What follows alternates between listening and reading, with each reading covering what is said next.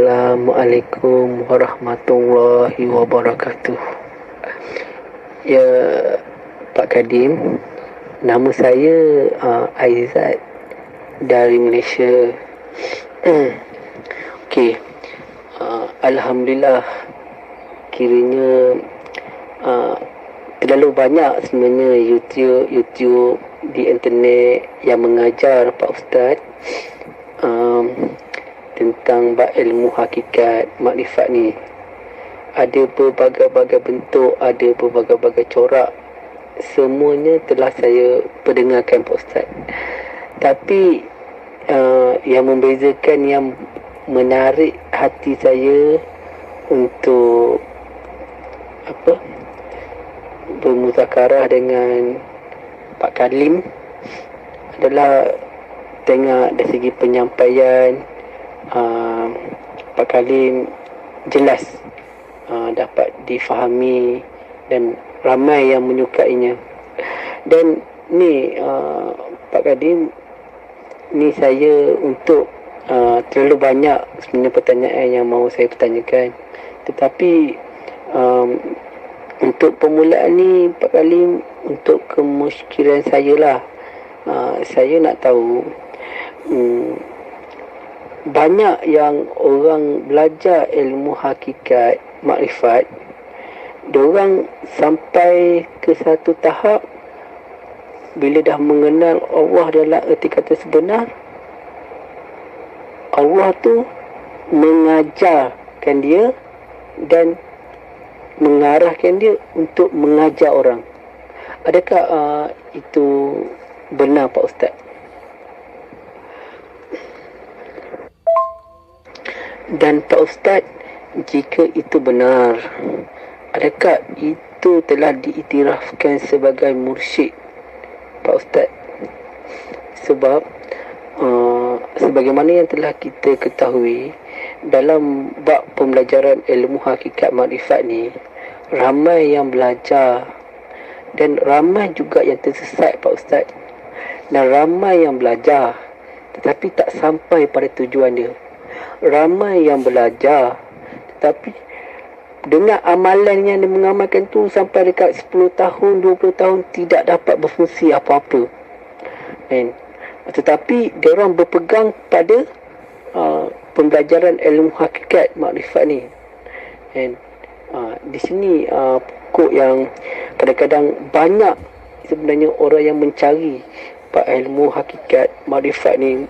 Kadang diorang nak mencari seorang guru yang bertepatan untuk diorang belajar dengan penuh keyakinan, penuh kefahaman, yang tidak memberatkan kita dengan ilmu-ilmu yang menyukarkan untuk kita menerima. Dan apakah yang ini yang dikatakan mursyid, sebenar-benar mursyid? Sebab kalau dilihat Pak Ustaz, banyak perjalanan kisah wali-wali Allah yang telah kita ketahui, maknanya setiap mursyid tu ianya mesti ada perintah daripada Allah, ada keizinan daripada Allah, ada keramah yang diberikan oleh Allah. 4 sifat Nabi cukup pada diri seorang mursyid yang mengajar. Sebab saya ada dengar, kalau orang yang belajar ilmu hakikat makrifat, dia belajar, dia melalui berbagai-bagai pengalaman, perjalanan, sebab pembahagian nak mengenal Allah ni, orang cakap nak sampai ke peringkat zat, mengenal zat Allah tu, orang cakap masih jauh. Dia melalui jiwa, melalui roh, cahaya, sil, kawas. Terlalu jauh perjalanan tu Pak Ustaz, terlalu halus. Mungkin Pak Ustaz sebagai ahli, Pak Ustaz tahulah. Dan soalan saya, bagaimana untuk kita mengetahui kedudukan perjalanan orang yang layak untuk belajar, mengajar? Itu soalannya Pak Ustaz. Waalaikumsalam warahmatullahi wabarakatuh. Salam kenal juga dari Indonesia Raya. Bismillahirrahmanirrahim. Pada intinya ajaran Allah yang dilewatkan melalui junjungan kita Nabi Muhammad sallallahu alaihi wasallam, yakni adalah tauhid, mentauhidkan Allah, mengesahkan Allah di hati. Sama halnya dengan para nabi dan para rasul lainnya, sama, yakni hati mentauhidkan Allah daripada mentauhidkan diri manusianya di hatinya.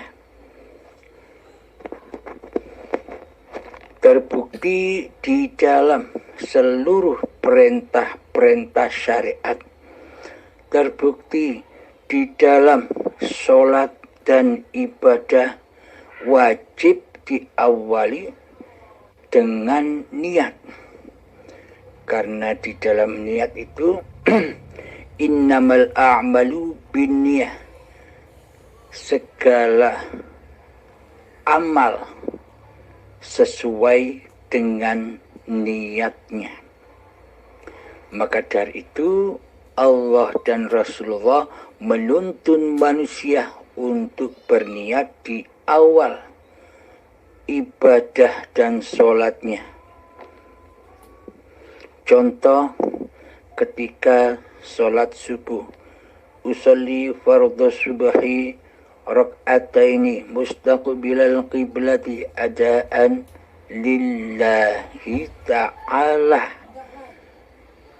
Lillahi ta'alanya inilah pintu rahasia ketauhidan manusia kepada Tuhannya. Lillahi ta'ala inilah pintu rahasia, pintu mi'raj kepada Tuhannya. Jadi untuk membuka alam lillahi ta'ala ini banyak berbagai macam ilmu yang tersaji di luar sana. Banyak sekali macam ilmu itu.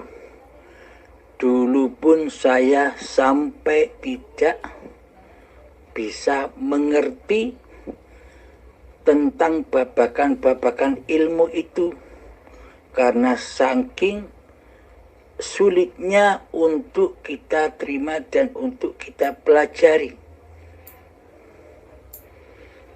Ketika Allah pahamkan, maka saya berpikir bagaimana sih caranya agar ilmu ketuhanan ini bisa tersampaikan dengan sangat amat mudah, dengan bahasa yang sangat sederhana, bisa dipahami oleh manusia. Karena Allah itu, karena beragama itu bukan hanya untuk umat Islam saja. Beragama itu untuk seluruh manusia, ciptaan Allah. Jadi agama di sisi manusia itu banyak ragam, banyak nama-namanya, banyak macam-macamnya. Agama secara dohir, agama secara syariat. Ada Islam, Nasrani, Yahudi, Majusi, Buddha, Hindu, dan sebagainya, banyak sekali. Di dalamnya pun banyak aliran-aliran juga. Namun pada intinya yang dikatakan, yang dimaksud, yang dimaui oleh Allah kepada seluruh manusia di dalam beragama itu bukan hanya menampilkan nama-nama agamanya saja, akan tetapi lebih dititik beratkan ke dalam agamanya hati. Karena Allah tidak memandang wajah dan hartamu, Allah tidak memandang ilmu dan amalmu, dan Allah tidak memandang nasab-nasab kemuliaanmu di sisi manusia. Akan tetapi Allah hanya memandang hatimu, di dalam hatimu yang kau tauhidkan Allah ataukah dirimu di hatimu. Yang wujud di hatimu itu Allah sebagai Tuhan pencipta dirimu, ataukah dirimu yang ngaku-ngaku jadi Allah, sedang Allah engkau tiadakan, sedang Allah engkau gaibkan di hatimu selama ini. Jadi apa sih agama di sisi Allah itu? Buat manusia, untuk rahmatan lil alamin, untuk merahmati alam semesta ini, untuk merahmati seluruh manusia itu. Agama apa yang cocok buat seluruh manusia? Karena kullu mauludin yuladu alal fitrah. Seluruh manusia itu terlahir dalam keadaan suci. Nah, suci itulah yang dimaksud agama di sisi Allah. Suci dari apa?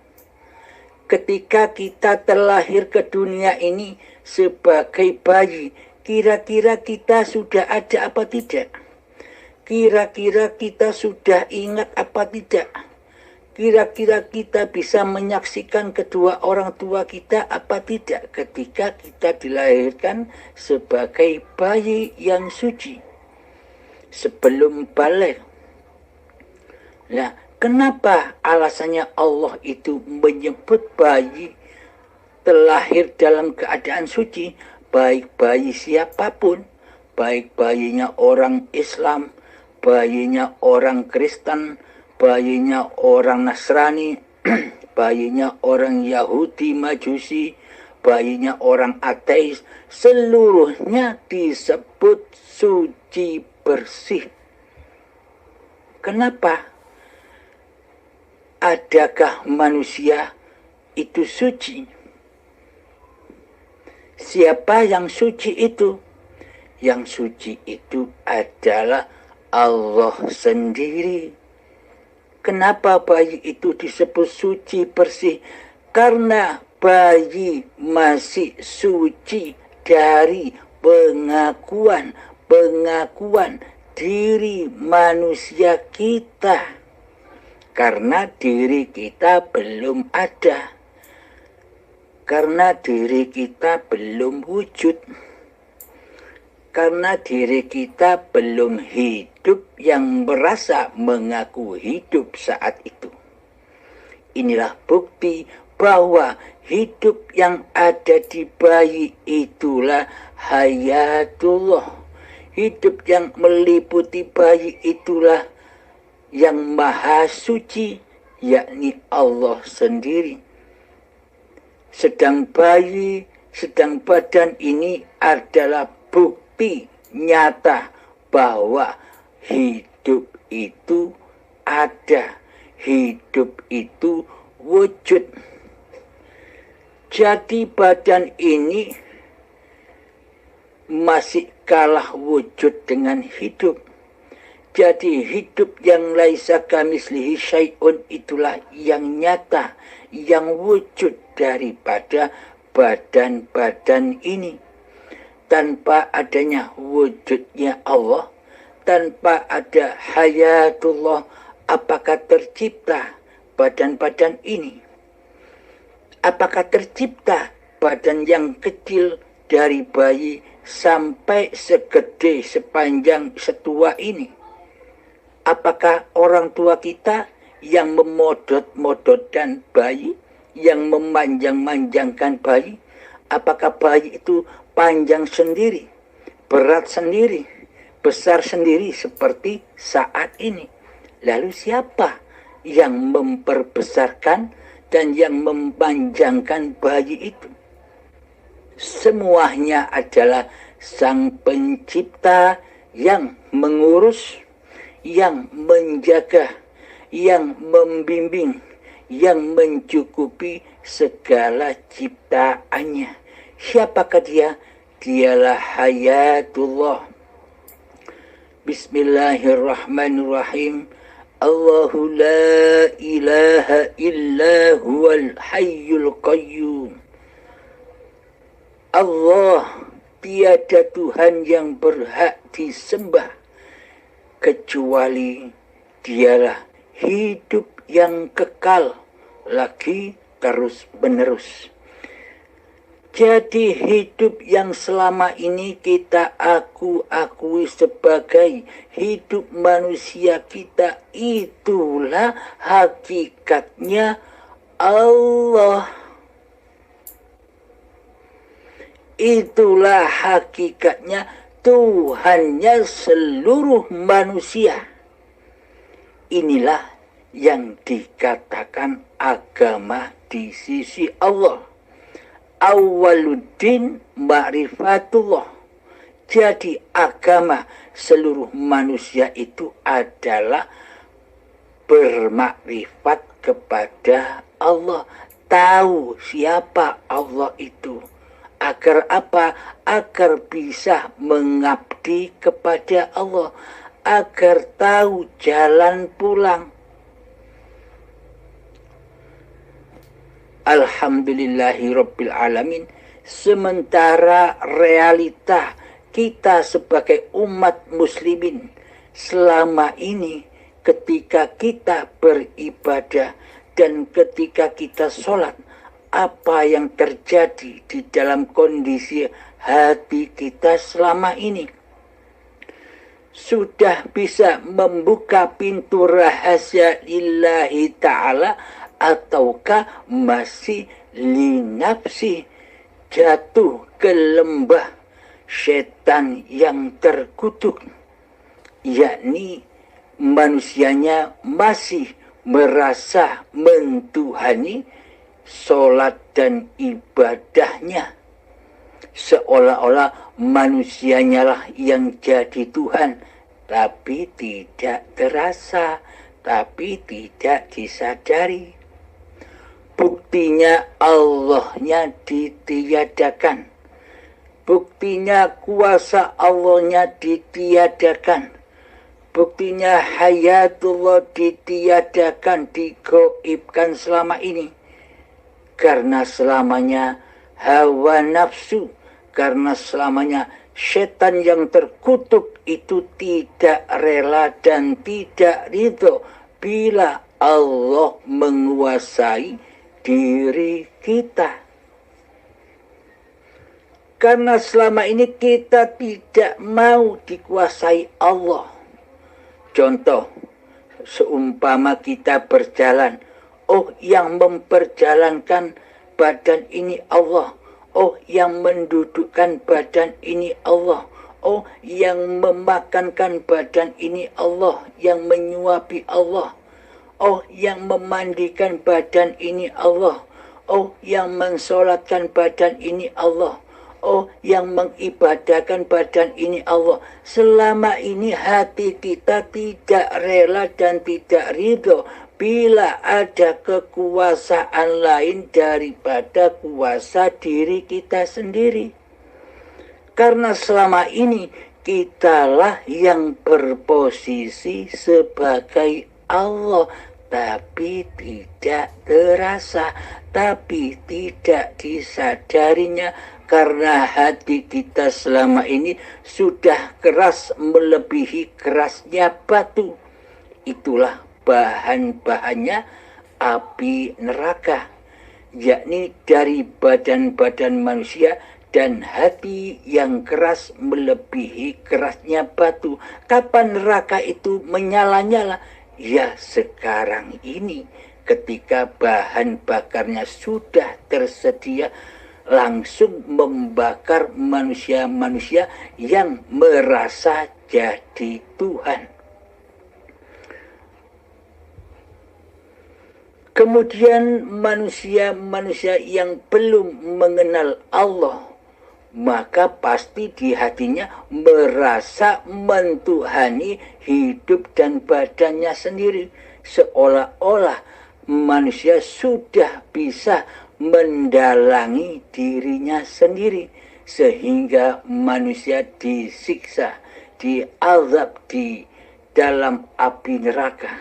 Yakni apa? Manusia dibelenggu, diperbudak oleh keinginan-keinginan hawa nafsunya untuk mencari dunia, untuk mencari kemuliaan, untuk mencari kehormatan di sisi manusia, sehingga ia bekerja keras hanya demi kehormatan kehidupannya di dunia ini.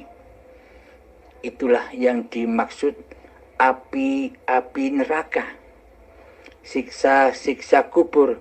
Di mana yang disiksa? Ya di dalam kuburannya sendiri-sendiri. Di mana kuburannya? Ya badan-badan yang dari tanah inilah kuburannya. Hakikat kuburan di sisi Allah. Karena manusia hatinya masih buta kepada Tuhannya, tidak mengenal Tuhannya, sehingga manusianya lah yang merasa mentuhani dirinya sendiri selama ini. Pada intinya pelajaran hakikat dan makrifat itu sangat amatlah simpel sekali. Di sini kami membawakan dengan bahasa yang simpel dan sederhana, tidak membahas yang sulit-sulit. Pada intinya di sini kami meluruskan tauhid yang original, tauhid yang dibawa oleh para nabi dan para rasul, dan dibawa termasuk oleh baginda Rasulullah sallallahu alaihi wasallam yang selalu mentauhidkan Allah di hatinya daripada mentauhidkan diri manusianya sendiri di hatinya. Ada ayat begini, Allah berfirman, Muhammad, jangan sekali-kali kau membahas tentang roh, karena roh itu adalah rahasiaku. Bagi orang-orang yang belum mengenal Allah, seakan-akan ini menjadi pegangan. Kanjeng Nabi Muhammad saja tidak boleh membahas tentang roh atau ilmu hakikat makrifat. Kok kamu ini ngungkuli melebihi Kanjeng Nabi Muhammad? Katanya begitu. Akan tetapi sesungguhnya makna ayat itu adalah kiasan saja, sanepan saja. Muhammad, jangan kau membahas tentang roh, karena roh itu adalah rahasiaku. Ini maknanya begini. Ketika di dalam hati kita masih nyata, masih wujud, masih berkuasa diri manusia kita, maka selamanya kita takkan pernah bisa menyembah dan mengabdi kepada Allah. Karena di dalam hati kita masih menjadi Tuhan atas hidup dan badan ini, karena kita belum mengenal siapa Allah. Maka dari itu, bila sudah nyata Allahnya, maka nyatalah apa yang dirahasiakan oleh Allah. karena yang tahu rahasia Allah ya Allah sendiri. Yang tahu rahasia hidup adalah hidup itu sendiri. Sedangkan Muhammad, sedangkan seluruh manusia tidak tahu apa-apa. Bila manusia merasa tahu apa-apa, itu berarti manusianya belum mengenal Tuhannya. Maka dari itu, manusia yang sudah mencapai hakikat dan makrifatnya itu sesungguhnya manusia itu bodoh. Tidak tahu apa-apa. Tidak tahu apa-apa. Tidak merasa berilmu apa-apa. Karena manusianya sudah merasa tidak ada. Karena manusianya sudah merasa mati. Karena manusianya sudah merasa bodoh. Mana mungkin manusia itu merasa bisa apa-apa. Itu bila manusia itu dikatakan sudah mencapai makrifatnya. Makrifat kepada siapa maksudnya? Bukan makrifat kepada Allah. Tapi manusia itu makrifat kepada dirinya sendiri. Man arafa nafsahu. Barang siapa manusia itu mengenal diri sejatinya, maka faqad arafa rabbahu, maka ia akan mengenal Tuhannya. Maksudnya manusia yang bermakrifat itu makrifat menyadari siapa sih dirinya ini. Sesungguhnya manusia itu adalah kebalikan daripada Tuhannya. Jadi sifat wajib bagi seluruh manusia itu adalah kebalikan dari sifat-sifat Tuhannya. Akan tetapi selama ini seluruh manusia kan seolah-olah menjadi Tuhan, seolah-olah menjadi Allah, termasuk saya sendiri dulu dan kita semua. Ya enggak? Sifat wajib kita akui sebagai sifat diri manusia kita. Sifat hidup kita akui sebagai sifat hidup manusia kita. Sifat kuasa kita akui sebagai sifat kuasa manusia kita. Sifat kehendak, daya upaya, ikhtiar kita akui sebagai sifat daya ikhtiar diri manusia kita. Sifat ilmu kita akui sebagai sifat kita. Sifat melihat kita akui sebagai penglihatan kita. Sifat mendengar kita akui sebagai sifat pendengaran kita. Sifat kalam-kalam kita akui sebagai kalam-kalam diri manusia kita selama ini. Itu tandanya manusianya lah yang selama ini menjadi Allah. Tidak disadarinya karena manusianya belum beragama, masih ateis di sisi Allah. Meskipun badan-badannya sudah dihiasi berbagai macam agama-agama, tapi hati kita selama ini tidak beragama kepada Allah. Jadi apapun syariat-syariat yang disyariatkan oleh agama-agama manusia, tanpa hatinya bertuhankan kepada Allah, maka semuanya muspro, tiada bekasnya sedikit pun. Bahkan akan menjadi racun-racun yang tebal menghijabi hati kita. Maka dari itu agama rahmatan lil alamin untuk seluruh manusia adalah mengenal siapa sih pencipta diri manusiaku ini. Bila kita beriman, bila kita percaya kepada Allah, kepada Tuhan, kepada Gusti, kepada Sang Yang Widi, kepada Allah. Kita wajib tahu, kita wajib menyaksikan yang mana Tuhan kita. Kita jangan hanya cuma percaya saja kepada hal-hal yang kita tidak tahu kepastiannya. Akhirnya kita mempersembahkan diri kita sendiri, mentuhani diri kita sendiri, seolah-olah kitalah yang mentuhani hidup dan badan ini, karena kita tidak beriman kepada Allah, karena kita tidak tahu Allah, karena kita tidak kenal siapa Tuhan pencipta alam semesta ini.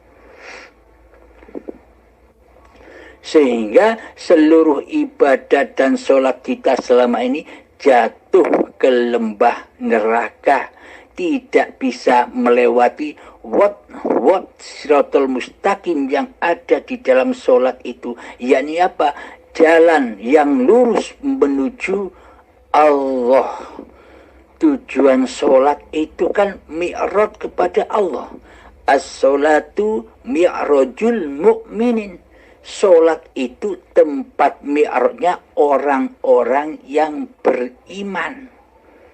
Bila di hati kita tidak bisa mi'raj, akan tetapi hati kita selalu jatuh kepada linafsi di dalam niatnya, berarti kan niat kita sudah tersesat selama ini, tersesat dari Tuhannya.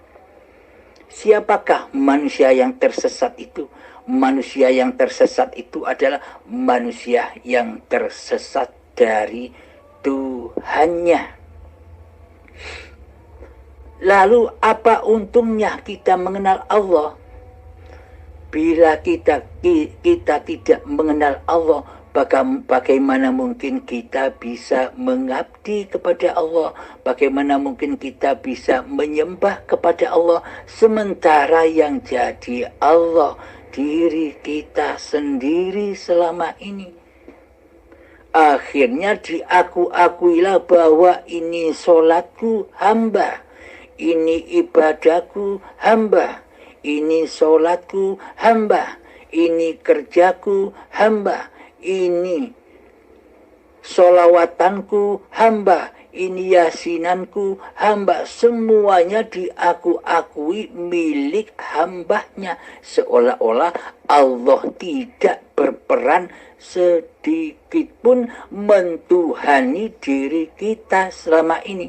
Coba renungkan, coba hayati di dalam hati kita kesalahan-kesalahan kita, kezaliman kita kepada Allah selama ini. Maka dari itu di sini pemaparan kami hanyalah untuk meluruskan apa yang diperintahkan Allah lewat Kanjeng Nabi Muhammad, bahwa untuk melaksanakan syariat-syariat yang disyariatkan wajib diawali dengan niat, yakni di dalam niat itu ada pintu rahasia alam akhirat, yakni lillahi ta'ala, agar hati manusia bisa melewati wat siratal mustaqim, jalan yang lurus itu, hingga bertemu dengan Tuhannya di alam lillahi ta'ala, di alam akhirat. Apa yang dimaksud alam akhirat itu? Hakikatnya alam akhirat itu adalah ketika kewujudan manusia kita, kehidupan manusia kita, kekuasaan manusia kita sudah kita persembahkan kembali dengan rela dan ridho kepada pemiliknya. Maka itulah yang dimaksud akhirat. Akhir kekuasaan, kehidupan dan kewujudan diri manusia kita di hati kita, yang ada, yang nyata, yang wujud, yang hidup hanyalah Allah di hati ini, Allah lah yang menghidupi badan-badan ini. Allah lah yang mengutus badan ini untuk sholat. Hiduplah yang mengutus badan ini untuk ibadah. Jadi tetapkanlah hidup ini Allah. Jadi nama manusia kita sudah hengkang, sudah terhapus dari singgah sananya Allah ini. Jadi yang ada hanya nama Allah, karena hidup inilah zat yang bernama Allah itu. Coba, kebanyakan orang bingung. Hidup itu kan sifat, bukan zatnya.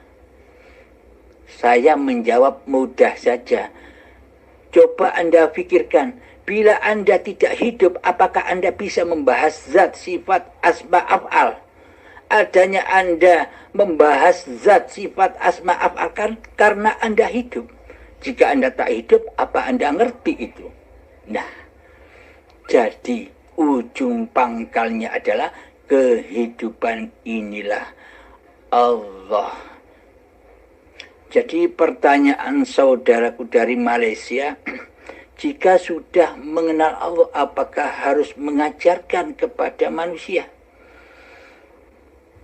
Semua pilihan ada pada Allah, karena manusianya sudah tidak mampu lagi, karena manusianya sudah tidak berilmu lagi, maka Allah lah yang memerankan manusia itu. Diutus mengajarkan atau tidak mengajarkan, ya karpe Allah, ya jaiznya Allah. Jadi hakikat mursyid yang sejati itu bukan manusianya. Mursyid sejati itu adalah hidup yang menghidupi badan-badan kita selama ini. Mursyid pembimbing manusia. Mursyid hidup yang selama ini membimbing manusia, melayani manusia, memelihara manusia, mengasihi sayangi manusia, menjaga manusia, mencukupi manusia sejak dari tanah sampai menjadi tumbuhan, sampai menjadi buah-buahan, sayuran dan padi, sampai menjadi sel sperma dan sel telur, sampai menjadi gumpalan darah, sampai menjadi gumpalan daging, sampai menjadi bayi, hingga menjadi janin, dan hingga menjadi bayi yang suci. Semua atas bimbingan sang mursyid sejati yang selama ini kita abaikan, kita goibkan keberadaannya selama ini. Kita rampok, kita rampas kekuasaannya, kehidupannya menjadi kuasa hamba, menjadi hidupnya hamba. Apakah kita tidak celaka? Sudah dihidupi malah mengingkari. Nikmat manakah yang kau dustakan? Nikmat manakah yang kau dustakan, sobat? Jadi sejatinya mursyid adalah ya hidup yang selama ini menghidupi badan ini, yaitu Allah sendiri.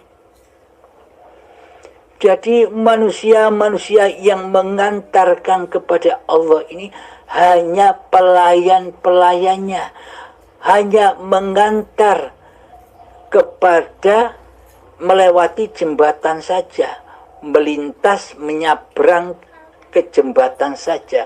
Setelah itu berangkatlah sendiri menuju Allah. Linafsi, maksudnya nafsi-nafsi, sesuai apa yang kita kerjakan. Kita istiqomah apa tidak melaksanakannya, kita istiqomah apa tidak dalam menyatakan bahwa hidup ini Allah di segala keadaan, baik mulai bangun tidur sampai tidur kembali.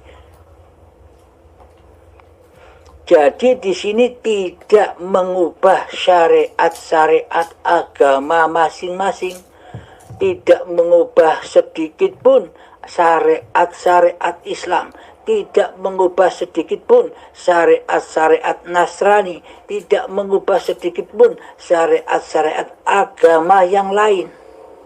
Akan tetapi yang dirubah di sini adalah kondisi hatinya. Kondisi hatinya, di situ yang dipertuhankan Tuhan yang menciptakan dirinya, ataukah yang dipertuhankan adalah dirinya sendiri yang nyata di hati ini.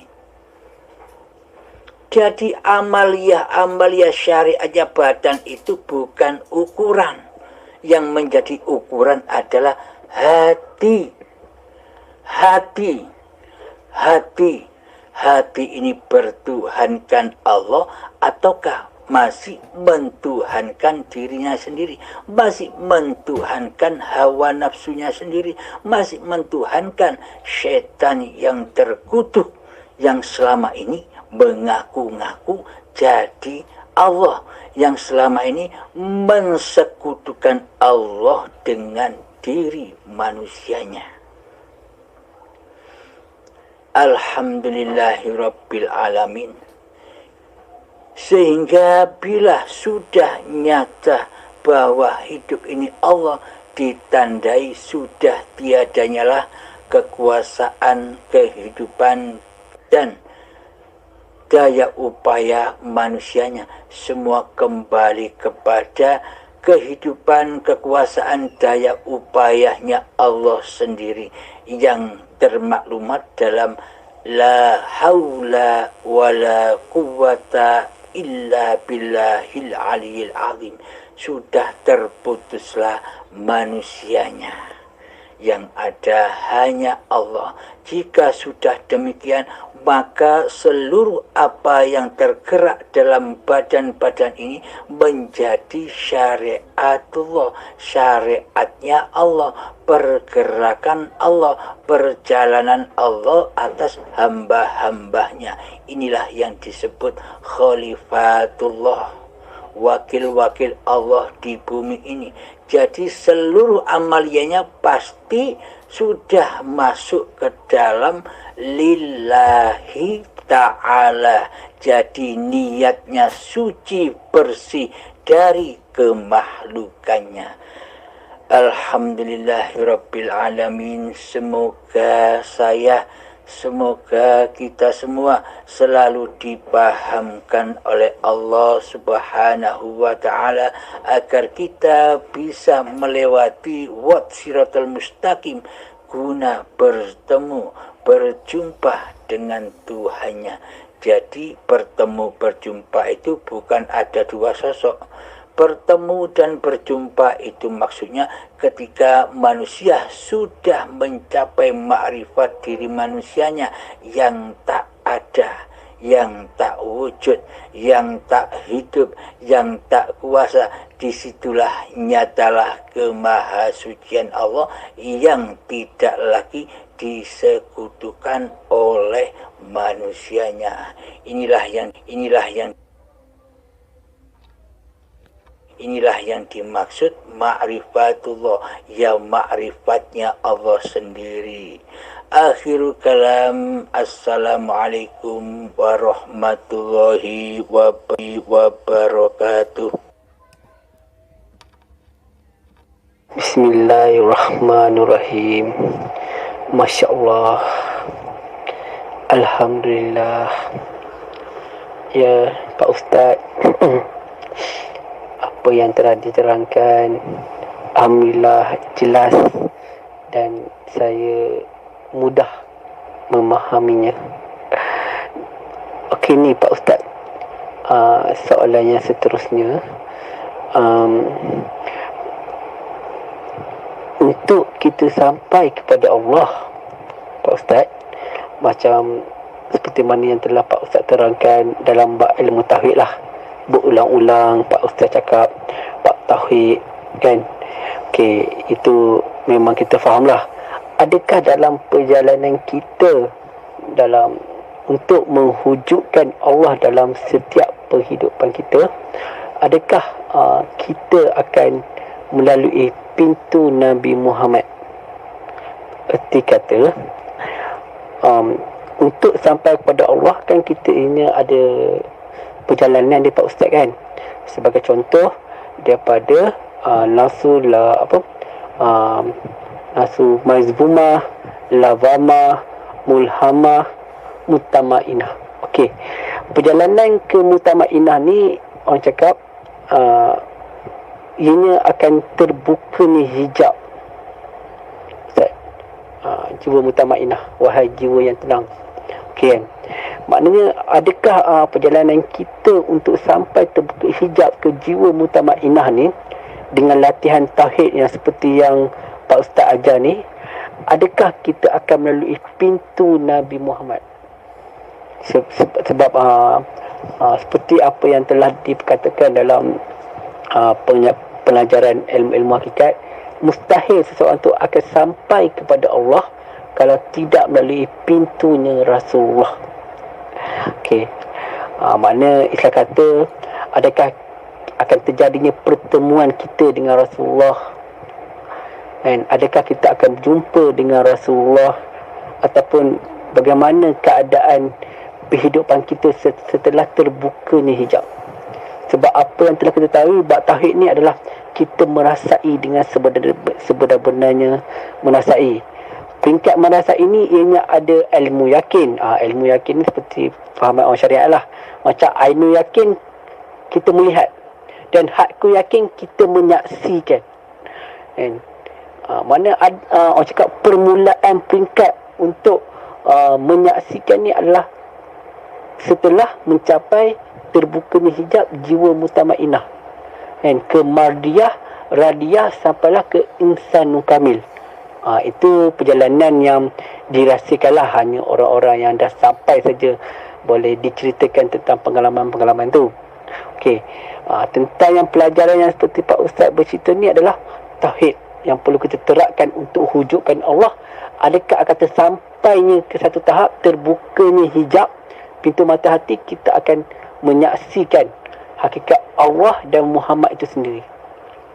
Okey, yang kedua pula Pak Ustaz, mengikut pengalaman Pak Ustaz, pernah tak Pak Ustaz berjumpa dengan Rasulullah? Sebagai contoh, bermimpi Rasulullah ke, ataupun menyaksikan Rasulullah ke, ataupun apa saja perjalanan yang pernah Pak Ustaz lalui yang berkaitan dengan pertemuan dengan Rasulullah, ataukah Pak Ustaz terus melalui Allah terus, ataupun macam mana Pak Ustaz? Alhamdulillah.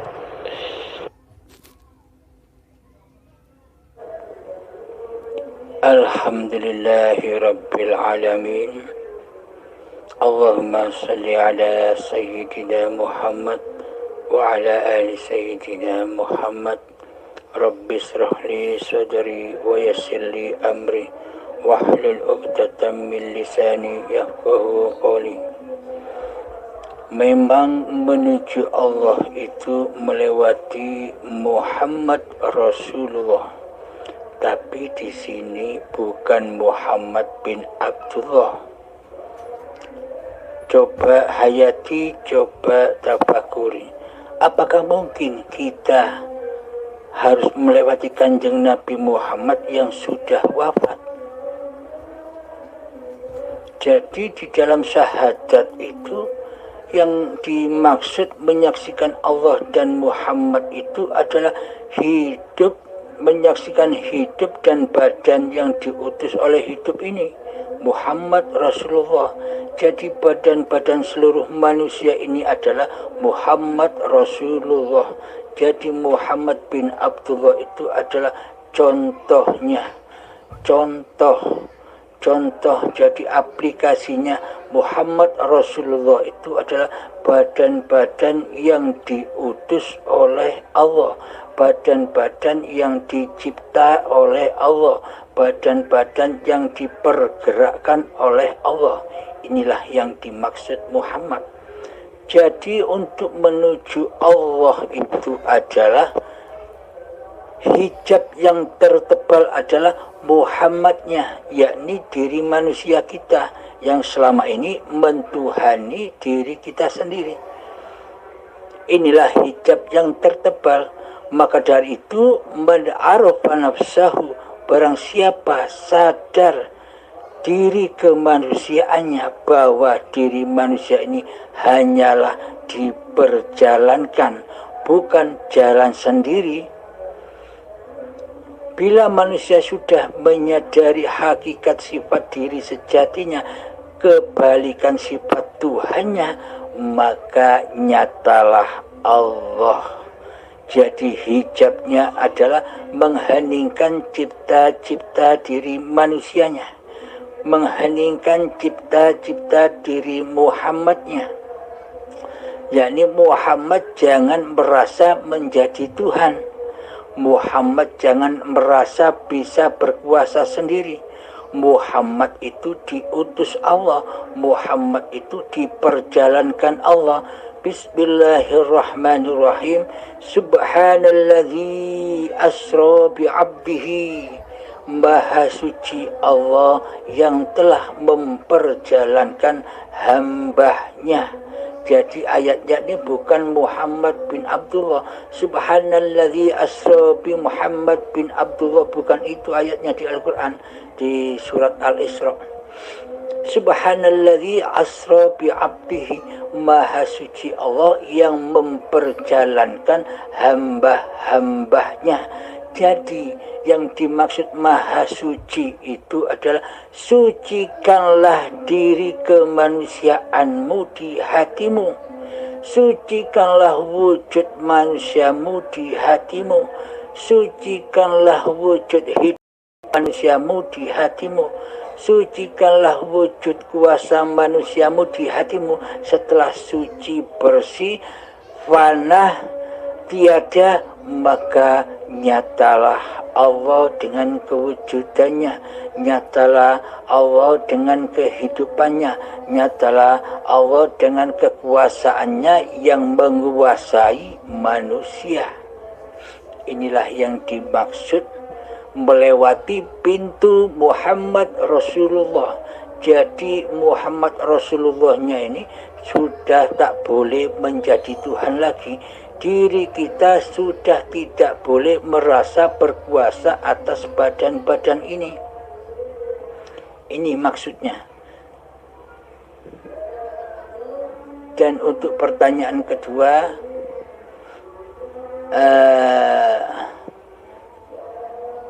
ditanyakan apa pengalaman perjalanan saya tidak tidak mengalami apa-apa, karena tidak merasa berjalan sendiri, karena tidak merasa kuasa sendiri. Jadi saya tidak merasakan apa-apa, pokoknya seperti air mengalir saja. Jika ditanya apakah Anda pernah bermimpi atau bertemu dengan wujudnya Kanjeng Nabi Muhammad Rasulullah SAW, terus terang saya tidak pernah mengalami yang demikian itu. Karena hakikat makrifat itu ya milik Allah. Ketika manusia sudah menyadari bahwa dirinya bukan Tuhan, bahwa dirinya bukan hidup, bahwa dirinya bukan kuasa, yakni adam, ketiadaan, makanya yang nyata hanyalah Allah Subhanahu wa ta'ala. Jadi pintu untuk klik masuk ke dalam alam ilahiyah, maka leburlah, maka tiadakanlah, maka suci bersihkan diri kemanusiaannya di hatinya. Maka setelah manusianya suci bersih dari singgah sananya Allah, maka terganti maha sucilah Allah yang memperjalankan hamba-hambanya. lailal masjidil harami ilal masjidil aqsa, di malam hari. Di malam hari itu maksudnya ketika sudah malam kewujudan diri manusia kita, ketika sudah malam rasa kehidupan manusia kita, ketika sudah malam rasa kekuasaan diri manusia kita, maka maha sucilah Allah, maka nyatalah Allah lah yang memperjalankan hamba-hambanya. Jadi aplikasinya kita selalu menetapkan dalam hati bahwa hidup ini yang bernama Allah. Jadi nama manusia kita sudah tak boleh lagi tampil di dalamnya. Bila nama manusia kita tampil menguasai hidup lagi seperti sekarang ini, maka Allah pasti gaib, maka Allah pasti tidak suci. Yang suci, yang akbar adalah diri manusianya sendiri di hatinya. Jadi berperanglah untuk melawan nama diri Anda sendiri. Hawa nafsu kita sendiri ketika datang muncul langsung usir. Tetapkanlah selalu, langgengkan selalu, istiqomahkan selalu di dalam hati bahwa hidup ini Allah yang mempergerakkan seluruh badan-badan ini, yang memerintahkan seluruh badan-badan ini, yang mengutus seluruh badan-badan ini. Alhamdulillahirabbil alamin. Semoga kita semua bisa dipahamkan oleh Allah Subhanahu wa taala. Akhirul kalam, assalamualaikum warahmatullahi wabarakatuh. Alhamdulillah, syukur. Terima kasih ya Pak Ustaz atas keterangan yang jelas dan terang. Mudah untuk difahami Pak Ustaz. Sorry tadi saya berbuka puasa tadi, tak sempat nak angkat panggilan Ustaz.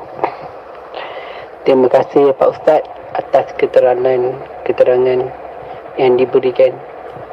Syukur, alhamdulillah, gerak daripada Allah, dapat kefahaman yang jelas dan terang dari Pak Ustaz. Dan untuk soalan yang seterusnya Pak Ustaz, pengalaman Pak Ustaz dalam mengenali Allah ni, adakah Pak Ustaz dengan melatihkan diri yang apa yang telah diperkatakan oleh Pak Ustaz untuk mewujudkan Allah di dalam diri melalui latihan sendiri ke, ataupun terdahulunya Pak Ustaz ada bimbingan daripada seorang guru, ataupun Pak Ustaz memiliki ilmu atas jalan Pak Ustaz sendiri? Alhamdulillahirabbil alamin. Dapat dari seringnya latihan mengheningkan cipta-cipta diri manusianya, di sanalah ada yang tak bersuara dan yang tak berhuruf, yakni laisa kamislihi syai'un, yakni hidup ini Allah. Dari situlah sumber dari segala sumber paparan-paparan ini. Sesungguhnya Abdul Halim ini tidak bisa apa-apa. Yang bisa apa-apa adalah yang menghidupkan Abdul Halimnya dan yang menghidupkan seluruh manusia. Akhirul kalam, assalamualaikum warahmatullahi wabarakatuh. Alhamdulillah, terima kasih Pak Ustaz. Waalaikumsalam warahmatullahi wabarakatuh.